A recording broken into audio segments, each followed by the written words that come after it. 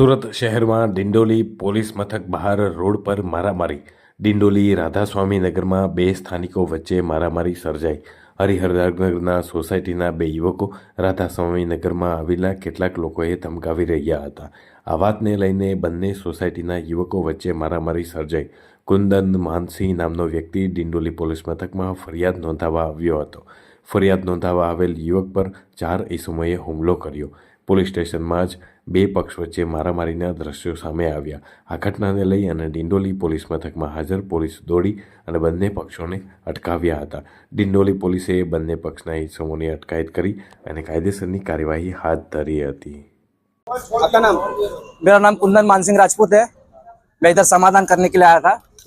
कल रात को झगड़ा हुआ था, उस हिसाब से समाधान करने आया था। बाकी पूरा लिखान वकील के हाथ से लिखान उखान करा के जमा करवा दिया पीएसओ में, और ये मेरा रिसीव कॉपी मैंने ले लिया है। उसके बाद हम लोग यहाँ पे खड़े थे चाय पीने के लिए।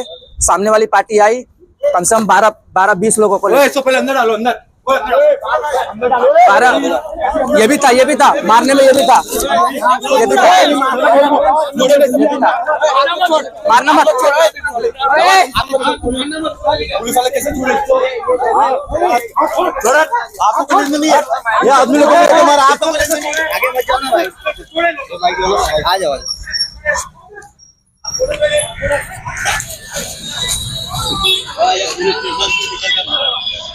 हाँ